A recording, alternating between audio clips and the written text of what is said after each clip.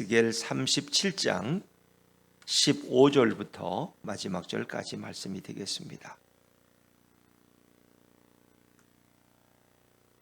구약성경 1210쪽입니다. 에스겔 37장 15절부터 28절까지 말씀을 저와 여러분이 한 절씩 교독하겠습니다.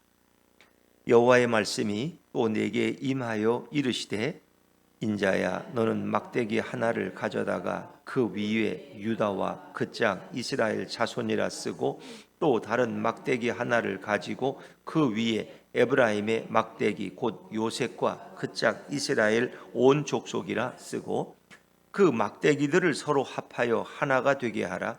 내 손에서 둘이 하나가 되리라. 내 민족이 내게 말하여 이르기를 이것이 무슨 뜻인지 우리에게 말하지 아니하겠느냐 하거든 너는 곧 이르기를 주 여호와께서 이같이 말씀하시기를 내가 에브라임의 손에 있는 바 요셉과 그 짝 이스라엘 지파들의 막대기를 가져다가 유다의 막대기에 붙여서 한 막대기가 되게 한즉 네 손에서 하나가 되리라 하셨다 하고 너는 그걸 쓴 막대기들을 무리의 눈앞에서 손에 잡고 그들에게 이르기를 주 여호와께서 이같이 말씀하시기를 내가 이스라엘 자손을 잡혀간 여러 나라에서 인도하며 그 사방에서 모아서 그 고국 땅으로 돌아가게 하고 그 땅 이스라엘 모든 산에서 그들이 한 나라를 이루어서 한 임금이 모두 다스리게 하리니 그들이 다시는 두 민족이 되지 아니하며 두 나라로 나누이지 아니할지라. 그들이 그 우상들과 가증한 물건과 그 모든 죄악으로 더 이상 자신들을 더럽히지 아니하리라. 내가 그들을 그 범죄한 모든 처소에서 구원하여 정결하게 한즉 그들은 내 백성이 되고 나는 그들의 하나님이 되리라. 내 종 다윗이 그들의 왕이 되리니 그들 모두에게 한 목자가 있을 것이라. 그들이 내 규례를 준수하고 내 율례를 지켜 행하며 내가 내 종 야곱에게 준 땅 곧 그의 조상들이 거주하던 땅에 그들이 거주하되 그들과 그들의 자자손손이 영원히 거기에 거주할 것이요 내 종 다윗이 영원히 그들의 왕이 되리라. 내가 그들과 화평의 언약을 세워서 영원한 언약이 되게 하고 또 그들을 견고하고 번성하게 하며 내 성소를 그 가운데에 세워서 영원히 이르게 하리니 내 처소가 그들 가운데에 있을 것이며 나는 그들의 하나님이 되고 그들은 내 백성이 되리라. 내 성소가 영원토록 그들 가운데에 있으리니 내가 이스라엘을 거룩하게 하는 여호와인 줄을 열국이 알리라 하셨다 하라. 아멘. 할렐루야. 네, 주님의 은혜가 우리 모두에게 함께 하기를 간절히 바랍니다. 자, 에스겔 37장은 아주 중요한 그런 예언서죠. 그래서 앞부분 1절부터 14절까지 부분에는 정말 놀라운 에스겔이 환상으로 본 그 골짜기에 마른 뼈들이 어떻게 됩니까? 근육이 생기고 살이 붙고 힘줄이 붙고 가죽이 덮이고 그리고 거기에 생기가 들어가니까 하나님의 영이 들어가니까 큰 군대를 이루었다 하는 것을 우리에게 보여주고 있죠. 정말 어찌 보면 이스라엘의 죄악은 골짜기에 굴러다니는 마른 뼈와 같은 거예요. 이 마른 뼈라는 것은 이스라엘의 죄악을 얘기하는 거예요. 죄로 인해 그들은 다 죽어버린 거예요. 그 죽은 결과가 예루살렘은 망하고 이스라엘은 사라지고 70년 동안 바벨론 포로가 와서 종살이하고 있는 그들의 그 처참한 몰골. 그래서 늘 예전을 생각하면서 우리가 하나님 앞에 가서 예배하던 그 아름다운 시절들을 기억하면서 그들은 바벨론의 그 어느 강변에 가서 하프를 치며 눈물을 흘리고 정말 후회했던 그런 삶이 있어요. 그들에게 무슨 소망이 있어요? 그들은 완전히 망에 빠진 백성이에요. 이제 그들에게 소망이 없어. 저 바벨론이 세계를 다스리는데 어떻게 저들의 수하에서 어떻게 벗어나서 우리가 예루살렘에 돌아가서 나라를 세우고 말이 안 되는 거예요. 그건 불가능한 일이에요. 그건 있을 수가 없어요. 왜? 그들은 마치 에스겔 골짜기에 그 절망의 뼈들과 같아요. 그것도 아주 말라서 아주 그냥 바짝 말라서 곧 깨어질 정도의 그런 뼈들이에요. 거기 무슨 소망이 있어요? 근데 하나님은 물으시는 거예요. 인자야, 이 뼈들이 능히 살아날 수 있겠느냐? 이게 뭐예요? 살아날 수 있다는 것입니다. 이들이 회복될 수 있다는 거예요. 인간의 눈으로는 불가능한데 하나님이 보실 땐 가능하다는 거예요. 참 놀라운 거예요. 사람으로는 아무것도 할 수 없지만 여호와께로서는 능치 못함이 없느니라. 할렐루야. 그래서 그분에게 불가능이 없는 거예요. 사람은 할 수 없지만 하나님은 하실 수 있다는 거예요. 그 일을 이제 환상으로 미리 보여주는 거예요. 인자야, 이들을 향해서 예언하라. 그랬더니 그들의 그 마른 뼈들이 서로 조합이 되는 거예요. 막 따닥따닥 소리가 나면서 뼈가 서로 연결되기 시작하는 거예요. 그리고 거기에 힘줄이 생기고 살이 붙고 가죽이 덮이고, 그리고 큰 군대를 이루었는데, 사람의 모습이 되었는데 단 생기가 없어, 생명이 없어. 그래서 생기를 향하여 예언하라 되었. 그래서 생기야, 이곳에 불어서 생명을 부어라 그랬더니 그 생기들이 불어와서 그 말씀 한마디에 그들이 큰 살아있는 존재가 되었다는 거예요. 그래서 우리가 이 생기라는 건 루아타, 곧 성령이에요. 하나님의 영이 임하는 거예요. 하나님의 생명이 임하면 그것이 모든 것이 회복되는 거예요. 그 생명이 떠날 때 우리는 죽은 시체와 같은 것이고 아무것도 할 수 없는 마른 뼈들의 골짜기와 같은 존재야. 그래서 이제 우리는 정말 생기의 바람이 우리 가정에 불도록, 우리의 사업처에 불도록, 내 심령 속에 그 생기의 역사가 임하도록 우리 기도해요. 진정한 이스라엘의 회복은 성령 강림으로부터 시작된다는 거 아세요? 예수님은 이미 그 전에 오셨지만 십자가에 죽으시고 부활하시고 우리 죄를 용서하셨지만 거기서 초대교회가 시작된 건 아니에요. 40일 동안 예수님은 씨아들과 함께 계시다가 그리고 감람산에서 승천하셔요. 그리고 한마디 하셔요. 너희가 예루살렘을 떠나지 말고 너희에게 부어줄 그 선물을 기다리라는 것입니다. 너희가 전에 요한에게 물로 세례를 받았지만 이제는 성령과 불로 세례를 받을 것이라는, 그게 뭐예요? 성령 강림이 오순 절. 그래서 그들에게 성령이 임하니까 완전히 달라지는 거예요. 그 숨어서 부끄러워하고 절망에 빠지고 두려워 떨던 제자들이 담대함을 얻고 방언을 하면서 나가서 말씀을 전하는데 하루에 3,000명씩 회개하고 돌아오는 역사. 전에 베드로가 아니야. 계집종 앞에서는 예수 같은 사람 모른다고 막 부인하며 저주까지 하던 그 베드로가 아니야. 이제는 강하고 담대해서 너희 말 듣는 것이 옳으냐, 하나님 말씀 듣는 것이 옳으냐, 너희가 판단해봐라. 오히려 예수 이름 때문에 고난받는 걸 즐거워하면서 그들이 그 법정을 나왔다는 거예요. 그러면서 많은 기적들이 일어나요. 그들은 달라졌어요. 생명의 역사가 그들에게 약동하기 시작했어요. 정말 놀라. 베드로와 요한 같은 사람이 말이에요. 이렇게 안진뱅이를 향해서 예수 그리스도 이름을 선포했더니 그 동전 한번 바라기를 원하는 그 성전 미문에 앉은 거지, 그 안진뱅이, 그 장애인. 근데 그에게 내게 은과 금은 없거니와 나사렛 예수 그리스도는 내게 명하노니 일어나 걸으라 그랬더니 그가 벌쩍 일어나서 걷는 역사들이 막 일어나는 거예요. 그 완전히 변화되는 거죠. 그게 회복이에요, 회복. 그래서 이런 이미 바벨론의 포로로 끌려갔던 그 백성들이 돌아와서 하나가 될 것을 예언하고 있어요. 자, 이제 그래서 15절부터 23절까지는 이스라엘과 유다의 연합, 하나됨에 대해서 말씀하시는 거예요. 왜 그들이 솔로몬 이후에, 솔로몬의 아들 그 르호보암 이후에 나라가 남북으로 갈라져 서로 싸우고 미워하고 늘 그랬거든. 근데 이제 그들이 하나가 된다는 거예요. 그들이 한 민족이 되고 한 나라가 된다는 거예요. 이제 그런 놀라운 예언 후에 이제 그리스도의 왕국에 대한 예언이 오는 거죠. 자, 우리 앞부분부터 한번 또 다시 읽어볼까요? 15절 16절입니다 15절 16절을 다시 읽어보죠. 시작. 여호와의 말씀이 또 내게 임하여 이르시되 인자야 너는 막대기 하나를 가져다가 그 위에 유다와 그 짝 이스라엘 자손이라 쓰고 또 다른 막대기 하나를 가지고 그 위에 에브라임의 막대기 곧 요셉과 그 짝 이스라엘 온 족속이라 쓰고 그랬습니다. 자, 16절에 보니까 막대기 하나에는 뭐라고 썼어요? 유다와 그 짝 이스라엘 자손. 그러니까 이건 남왕국 유다를 가리키는 거예요. 남왕국 유다. 유다 지파를 중심으로 해서 이건 유다 왕국, 남왕국 유다야. 그래서 이건 다윗이 통치자가 되고 뭐 그런 이제 하나가 되었다가 이제 나중에 솔로몬 때 나눠지지만, 자, 그리고 두 번째는 뭐의 막대기는 에브라임의 막대기 곧 요셉과 그 짝 이스라엘 온 족속이다. 이것이 북이스라엘이에요. 아수르에 망하기 전까지 북이스라엘. 여긴 사울의 지배를 받은 주로 지역이었어요. 근데 왜 에브라임의 막대기라고 했느냐? 요셉과 그 짝 이스라엘이죠. 요셉의 두 아들이 에브라임과 므낫세.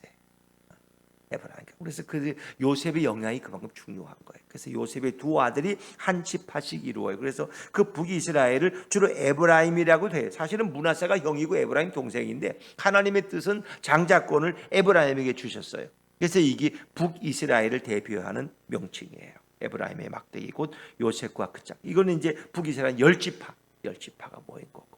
그리고 남은 그 유다는 두 지파. 그러나 이제 북이스라엘의 일부 지파들도 여기에 유다 쪽에 가세했기 때문에 뭐 그렇게 이해하시면 돼요. 그 두 지파, 두 막대기를 가져다가 하나가 되게 하라는 거예요. 이게 이제 행위 예언이에요. 사람들이 보는데 두 막대기를 써가지고 이렇게 하나로 합치는 거야. 그걸 이제 보여주는 거야. 자, 우리 17절 말씀. 17절 같이 한번 읽어보죠. 시작.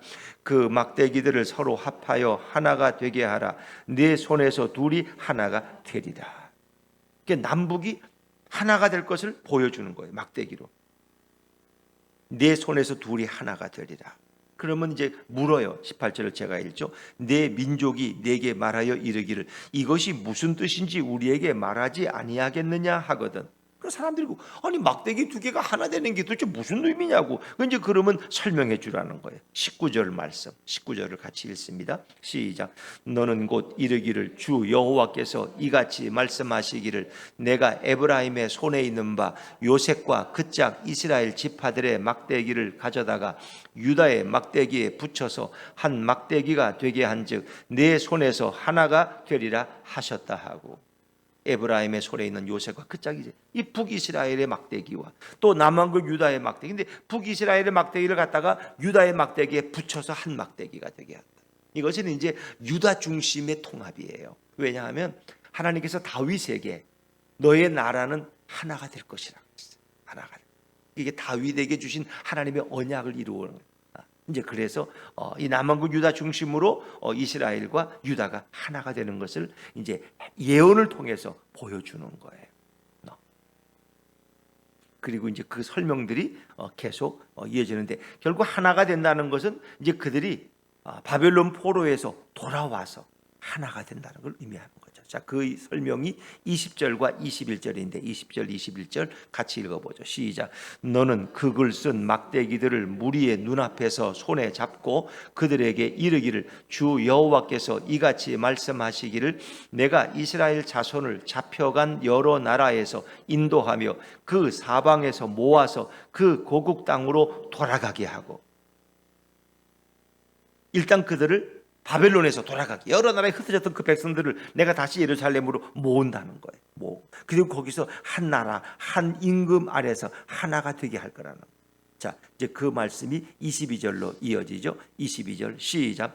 그 땅 이스라엘 모든 산에서 그들이 한 나라를 이루어서 한 임금이 모두 다스리게 하리니 그들이 다시는 두 민족이 되지 아니하며 두 나라로 나누이지 아니할지라.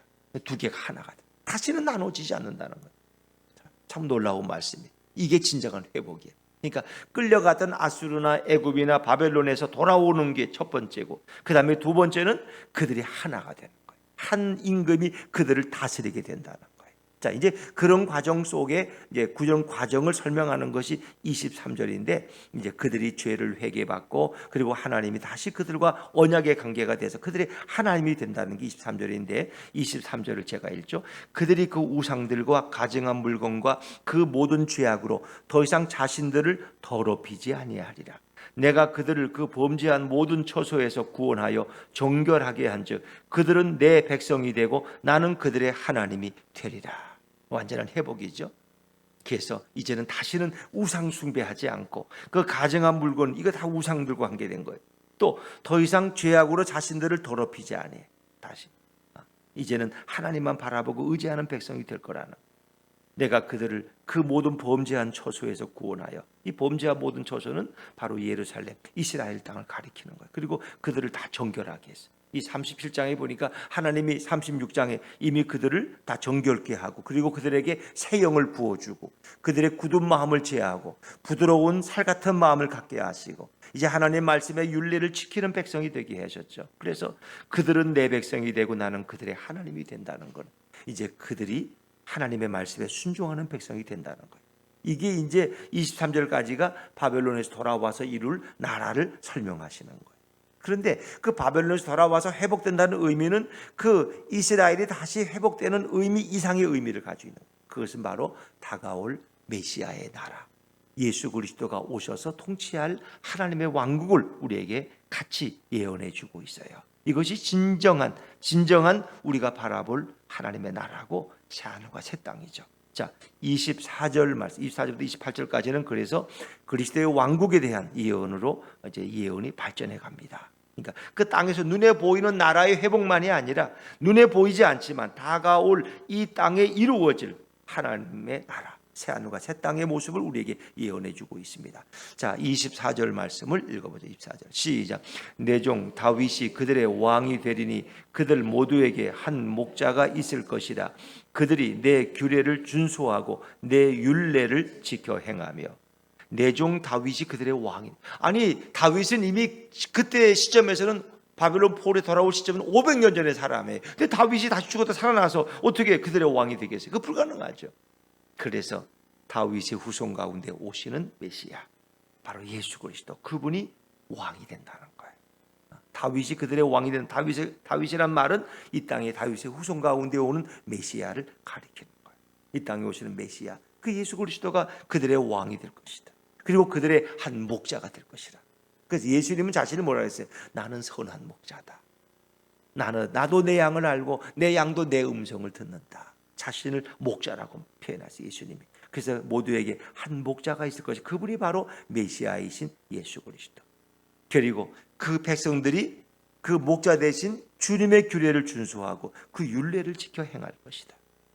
그리고 메시아가 영원히 그들의 왕이 되는 그 나라를 이룬다는 거죠. 25절의 연속입니다. 25절 시작.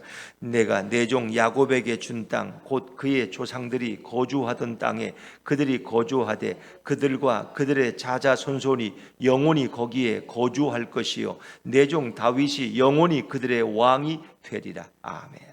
내 종 다윗, 그것은 바로 예수 그리스도 메시아를 가리키는 거예요. 그분이 영원히 그들의 왕이 되리라. 예수님은 영원한 우리의 왕이신 것을 믿으시기 바랍니다. 세상의 왕들처럼 뭐 얼마 있다가 또 죽고 다시 뭐 이런 왕이 아니라 그분은 우리의 영원한 통치자예요. 우리의 인생길, 우리의 죽음 후의 세상까지 인도하시는 영원한 우리의 목자가 되시고, 그분은 영원히 그들의 왕이 될 것이다. 이제 하나님이 우리에게 허락하실 그 새하늘과 새 땅을 우리에게 예언하고 있는 거예요. 근데 그 나라의 중심은 화평이에요. 그 나라는 언약이 성취되는 나라예요. 그 나라는 부유하고 강건한 나라예요. 그리고 하나님이 그 나라 중심에 함께 계셔요. 이게 바로 하나님이 다스리고 통치하시는 나라의 속성이에요. 26절 말씀으로 넘어가 볼까요? 26절입니다. 시작. 내가 그들과 화평의 언약을 세워서 영원한 언약이 되게 하고 또 그들을 견고하고 번성하게 하며 내 성소를 그 가운데 세워서 영원히 이르게 하리니. 아멘. 화평의 언약을 세우고 영원한 언약이 되고, 그것은 그 나라의 특징은 화평한 나라예요. 화평한 나라. 주님이 통치하시는 나라는 평화의 나라예요. 그리고 그것은 영원한 나라고, 그 언약은 쇠퇴하거나 변질되지 않아요. 하나님이 우리에게 주신 그 약속, 그것은 변치 않아요. 예수님께서는 이 땅에 오셔서 당신의 살과 피로 우리와 언약을 맺으셨어요. 그게 성찬식이에요. 우리 성찬식 할 때마다 주님이 우리에게 주시는 구원은 영원한 것이구나, 우리에게 주신 약속은 영원한 거라, 그 취소되거나 변질되지 않아요. 회사에서 뭐 사원들에게 주는 약속도 있지만 그것도 상황이 바뀌면, 회사가 부도나면 없어요. 뭐 회사가 망했는데 무슨 언약 약속이 없어요. 그러나 부부간의 언약도 상황이 바뀌면 또 변질돼 버려요. 그 약속을 다 지키는 부부는 거의 없어요. 그런데 예수 그리스도와 우리의 언약은 영원해요. 그 나라의 중심은 평화의 나라고, 언약이 영원해요. 또 견고하고 번성하기, 그건 부족함이 없는 나라예요. 그리고 내 성소를 그 가운데 세워서 영원히 이르게 하리. 이 성소라는 것은 하나님의 임재를 가리켜요. 예수 그리스도가 우리 가운데 늘 함께 하시는 거예요. 그게 성소. 그리고 그걸 또 처소라고도 설명하죠. 자, 27절 말씀, 27절 시작. 내 처소가 그들 가운데 있을 것이며 나는 그들의 하나님이 되고 그들은 내 백성이 되리라. 내 처소가 그들 가운데 있을 것이며, 이게 임마누엘이 성취되는 거예요. 하나님이 우리와 함께 계신다. 이거 임마누엘이에요. 주님이 우리 안에 초소를 만들어서 우리 안에 거하시는 거예요. 그래서 우리의 마음 중심의 보좌에 주님이 임재하시는 거예요. 그래서 우리 몸을 뭐라 그래요? 성전이라고 부르는 거예요. 왜? 성령님이 내 안에 계시고 예수님이 내 안에 임재하시기 때문에 내 마음에 주님의 초소가 있는 거예요. 그래서 우리는 거룩한 사람들. 왜? 성령을 모시고 예수님을 모시기 때문에 우리는 거룩한 성전이라고 우리 몸을 부르는 거예요. 내 초소가 그들 가운데 있을 것이며 나는 그들의 하나님이 되고 그들은 내 백성이 되리라. 이 언약은 영원한 거예요. 근데 이제 이스라엘 백성들이 범죄함으로 이 언약이 깨어졌어요. 하나님은 나는 너희의 하나님이 아니라는 거예요. 너희는 더 이상 내 백성이 아니라는 거예요. 파괴됐어요. 근데 바벨론 포로에 돌아오면서 그 언약이 다시 맺어주셨어요. 나는 그들의 하나님이 되고 그들은 내 백성이 되리라. 그 말씀은요, 계시록까지 계속 연결되어져요. 계시록까지. 그래서 오늘 이 초소 임마누엘의 약속도 계시록에서 또 한 번 반복된다는 거 아시죠? 계시록 21장은 새하늘과 새 땅이 하늘에서 내려오는 모습을 보이는데 그 계시록 21장 3절에 보면 하나님의 장막이 사람들과 함께 있음에 하나님이 그들과 함께 계시리니 그들의 눈에서 눈물을 닦아주시고, 이런 말씀이 이어져요. 계시록 22장 7절에 보니까 나는 그의 하나님이 되고 그는 내 아들이 되리라. 이기는 자에게는 내가 내 나라를 그들에게 선물로 줄 것이다. 상속으로 줄 것인데 나는 그의 하나님이 되고 그는 내 아들이 되리라. 하나님과 우리 아버지와 자녀의 관계는 영원히 지속되어지는 거예요. 그래서 우리는 그분의 통치 가운데 살아가는 거예요. 그래서 그 말씀을 에스겔서가 아주 구체적으로 하고 있고 또 계시록이 그 말씀을 또 확인해 주고 있어요. 그 말씀은 계속 반복됩니다.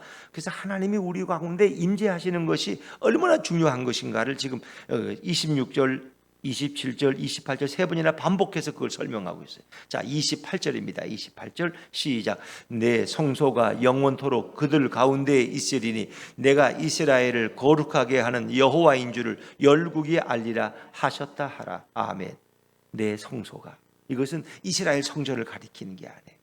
하나님이 그 백성 가운데 임재하는 하나님 나라를 가리키는, 내 성소가 영원토록 그들 가운데 있으리니 예수님이 오셨고 그분은 우리 마음 속에 계시겠다. 우리 마음 속에, 우리 안에 임재하시는 거예요.